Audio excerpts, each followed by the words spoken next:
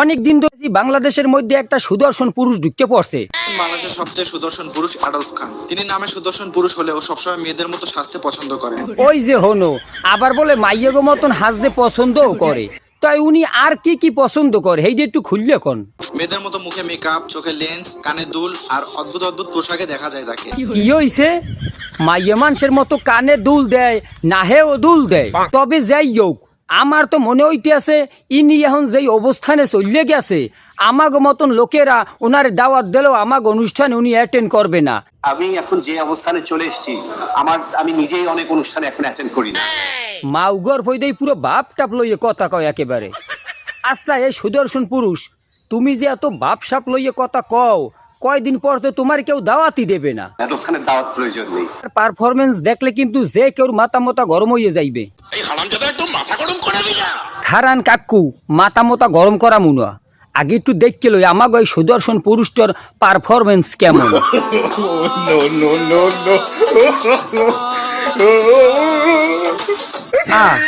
কেমন পারফরমেন্স দেখলাম এখন একই পুরুষ কমু নাকি মহিলা কমু আমি তো হেয়েই কইতে পারি না।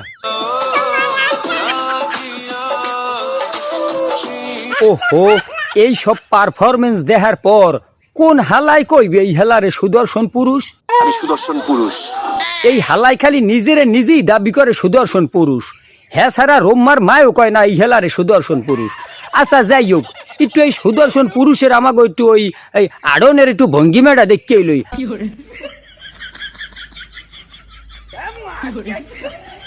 এই হেলাই কি সত্যি সুদর্শন পুরুষ নাকি সুদর্শন নারী হেয়ে তদন্ত করার পানে একবার একটা নিউজ চ্যানেল মাঠে নামছেলে। সবচেয়ে সুদর্শন পুরুষ নাকি অ্যাডলফ খান, সেই খোঁজ নিতেই গিয়েছিলাম টিকটকে।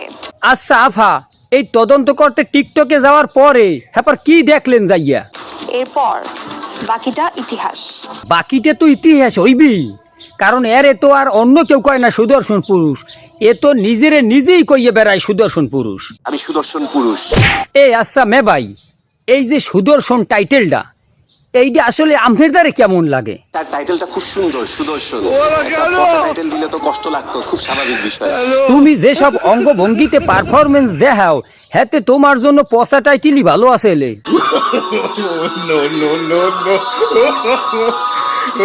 আচ্ছা অ্যাডলফ খান তোমার এই পারফরমেন্স দেখে অনেকে তো কইতে আছে তুমি নাকি একজন অসুস্থ মানুষ।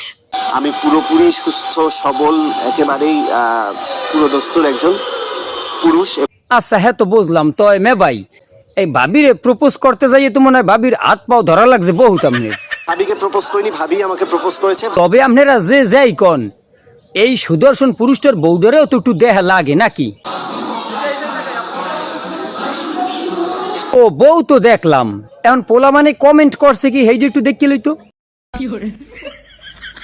আচ্ছা কমেন্টে যাইয়ে দেখলাম লেহুন্যা দুই আপু, হ্যাঁ মানে দেখি বুঝলাম না।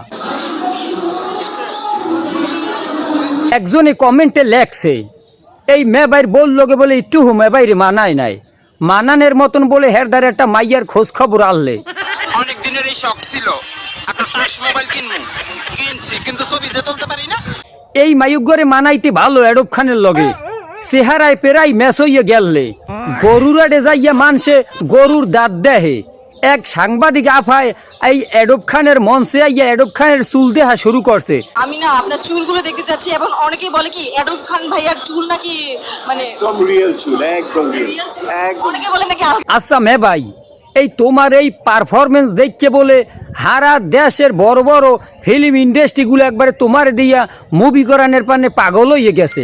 তুমি বলে এখন কাজের ঠেলায় সহি কানে দেহ না, আসলে কি ঘটনা সত্যি? কাজের চাপ ডে বাই ডে বাড়ছে, প্রজেক্ট বাড়ছে, প্রেস্টিজিয়াস প্রজেক্ট, তাদেরকে নিয়ে সবাইকে নিয়ে তোমাদেরকে নিয়ে সবাইকে নিয়ে আমি সেই প্রোগ্রামটা করব। আপনাদেরকে নিয়ে তোমাদেরকে নিয়ে সবাইকে নিয়ে কি কি সবাইকে নিয়ে কি পাইন মেরা দেবা তুমি আবার একটা না?